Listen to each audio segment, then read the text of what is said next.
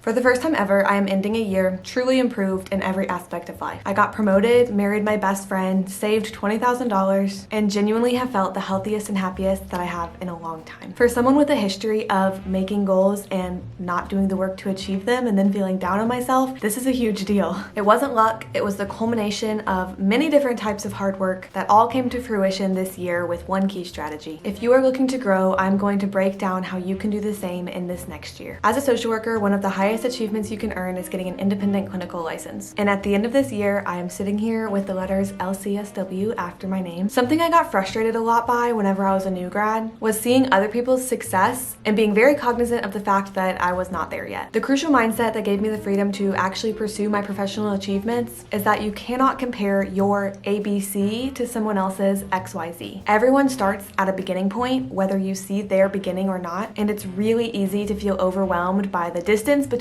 where you are and where you'd like to be. Lowering the pressure on yourself from reaching the final goalpost to just taking a step in the right direction allows you to stay consistent, stay motivated, stay encouraged, and after some time, all of your steps in the right direction will lead you far past your original goalpost. When I first graduated, I felt the very heavy weight of having to choose what job I was going to get because I felt that it would change the course of my life. Obviously, where I am now has every past step to thank for it, but ultimately any position that I took at that time, I could follow with steps in the right direction, and they all had the possibility to culminate into success. Even when you are not yet seeing the fruits of your labor, stay on the course. Your time will come. Achieving this promotion in 2025 is not only because of the work that I put in 2025. I have made small decisions throughout the years to get from D to E, from E to F, from F to G, and even if it feels long, your hard work will pay off. I joke all the time about how much people are up in my financial business once they learn that I'm a social worker, but it is true. I am a social worker and I am married to a PhD candidate, neither of which positions are known for their high incomes, but this year we've been able to stack our emergency fund and increase additional savings in ways that I could have only dreamed of in the past. Obviously, the economy is not in its most ideal state. However, every day you have the opportunity to make decisions that bring you closer to your goals or further from your goals. The number one rule you have to follow if you hope to increase your financial comfortability is to live below your means. I don't get fired up about much, but I see people online all of the time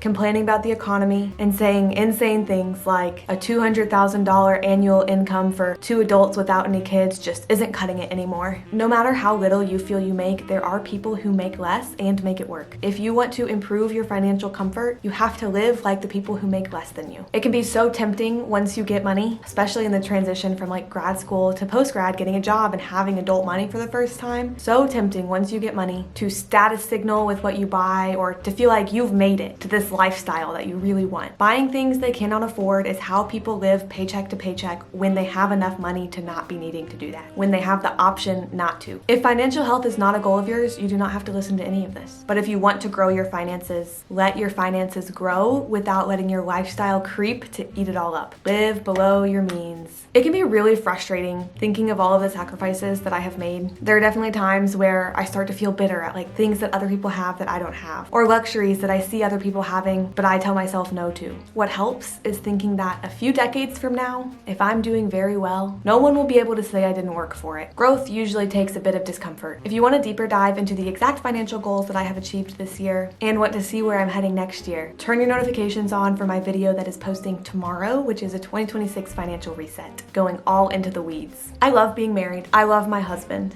Our first year of marriage has not been the hardest time of our life, and there haven't even been that many ups and downs. I can honestly say that my relationship has fueled me as I have been working on all of these other areas of my life. Relationships can only fuel you if they get fed, but working towards goals this year has not taken away time from my relationship because my husband is in the seat right next to me working too. You are the average of the people that you spend the most time with. If you have goals, be with people who match them and encourage you as you pursue yours. For example, the health successes that I've had this year, which we'll talk about in just a second, have been entirely thanks to my husband. We go to the gym together, he motivates me to keep at it at times when my motivation has been weaker, and he celebrates my wins, even if they're wins that I haven't noticed yet myself. Spending time with my favorite person makes me want to be a better version of myself. My hope for all of you is that you are with or you will find a person that does this for you. It can make life very sweet. I'm leaving this year way more comfortable in a body that is much healthier than the one that I started this year in. If you want to see more about my weight loss journey, I do have a video about that is a deep dive and gives you the tools to do the same if that is your goal. To spoil it though, there were no hacks. I had to wake up each day and choose to live a healthy lifestyle.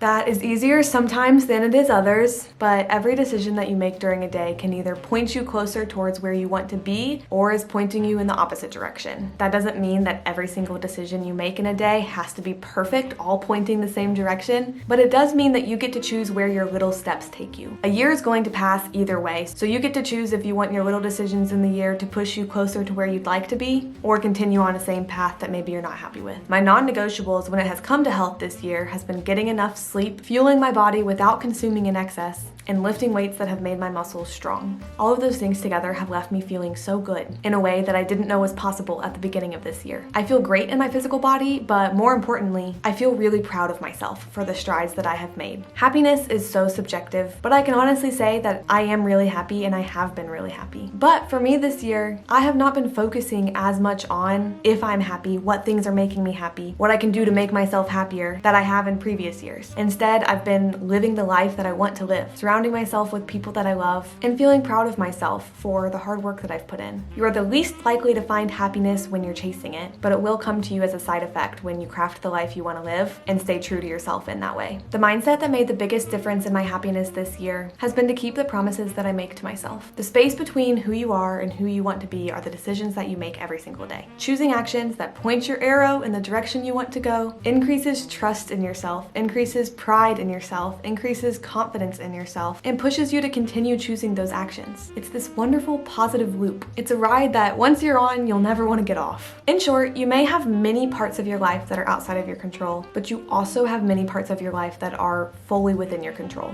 And they're just waiting for you to take the reins and go. Focus less on all of your end goals and more on the little steps you can take to be moving in those directions. Like I said, all of the wonderful things that happened to me in 2025 are not just because of the work that I put in 2025. They're all the previous years of hard work, some more successful than others, adding up to the goals that I was shooting for so long. I don't know yet where I'm going next year. I think it'll be different than this year, but I'm so grateful to see the rewards from all of the promises to myself that I've kept. If you'd like to join me in the new year, subscribe so that we can do 2026 together. What goals will you be taking steps towards in 2026? I can't wait to see you get there.